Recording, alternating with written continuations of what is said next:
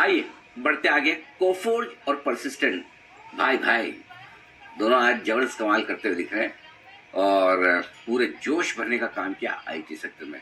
Result आए थे कल दोनों के, बाजार बंद होने के बाद क्या कुछ था खास? कुशल हमें बता रहे हैं, कुशल बताइए।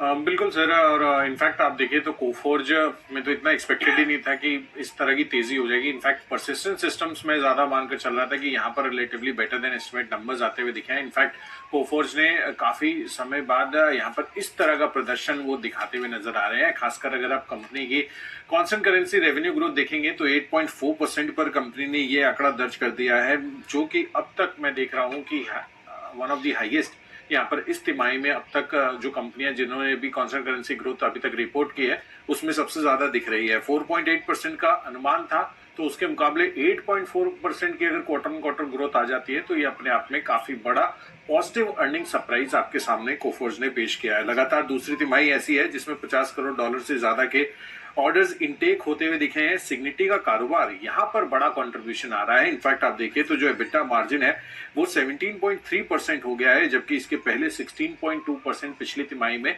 ये इनका मार्जिन था। तो सिग्निटी का जो अधिग्रहण इन्होंने किया है उससे जो कंट्रीब्यूशन मार्जिन इनके आ रहे हैं एबिटा लेवल पर, वो क्लियरली इनके आउट परफॉर्मेंस में हेल्प करते हुए दिख रहे हैं। अमेरिका समेत ईएमईए और जो रेस्ट ऑफ द वर्ल्ड अलग अलग ज्योग्राफीज है उन सभी क्षेत्रों में आपको ग्रोथ रही है और जो डील पाइपलाइन है और खासकर जो लार्ज डील्स इस तिमाही में वो जीतते हुए नजर आए हैं, वहां पर इस चीज का बड़ा फोकस होता हुआ दिखा है, जिस कारण से इतनी अच्छी प्रदर्शन आपको कोफोर्ज के जो ओवरऑल नंबर्स है उसमें आती हुई दिखी है। तिमाही आधार पर कर्मचारी भी 611 काउंट से बढ़ते हुए दिखे हैं, तो employee addition quarter on quarter basis पर आपको देखने को मिला। दूसरी तरफ परसिस्टेंट सिस्टम्स आप देखेंगे तो सभी पैरामीटर्स पर अनुमान से बेहतर साइड पर नंबर्स इन्होंने भी पेश किए थे and constant currency growth terms भी अनुमान से बेहतर साइड पर ही थी, लेकिन उतना बड़ा डिफरेंस यहाँ पर कोफोर्ज जितना ये नहीं कर पाए। 4.6% का इनका क्वार्टर ऑन क्वार्टर बेसिस पर ग्रोथ रहा था, 4.2% का हमारा एस्टिमेट था। 14.4% के अनुमान के मुकाबले 14.9% की मार्जिन भी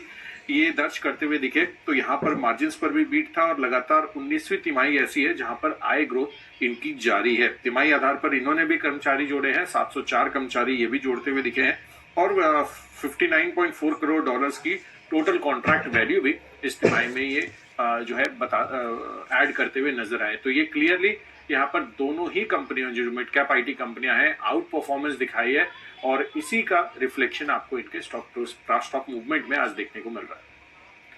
ठीक है। तो आज हम देख रहे हैं कि आईटी कंपनियों में तेजी है। कोफोर्ज परसिस्टेंट के नतीजे आए अच्छे थे, उसके बाद यहाँ पर तेजी है। बाकी आईटी कंपनियां भी चल रही हैं। एम्फेसिस भी देखिए 4% ऊपर है, अभी नतीजे नहीं आए लेकिन नतीजों के पहले ही एम्फेसिस में भी 4% की तेजी इस वक्त है। सुमित जी, क्या सलाह बन रही है आपकी एम्फेसिस पर? भाई की सलाह है, स्टॉक के अंदर मोमेंटम अच्छा बना हुआ है, पूरे सेक्टर के अंदर मोमेंटम है आज और मेरे को लग रहा है कि स्टॉक अभी यहाँ से और ऊपर का मूव दिखाएगा। एम्फेसिस के अंदर सुबह मैंने बाय का सलाह भी दिया था, स्टॉक के अंदर 3000 तक के टारगेट दिए थे, 2950 3000, तो 2950 तक ऑलमोस्ट टेस्ट हुआ है। अभी भी इसके अंदर दम है, 3000 प्लस के लेवल एम्फेसिस में ऊपर में देखने को मिल सकते हैं। पोजीशन होल्ड करें, ट्रेलिंग स्टॉप लॉस का यूज करें, मोमेंटम और ऊपर का देखने को मिलना चाहिए। ओके, तो ये है राय आपके इस वक्त आती है एम्फेसिस में। तो आईटी स्टॉक्स में एक्शन भरपूर इस वक्त बनता हुआ दिख रहा है।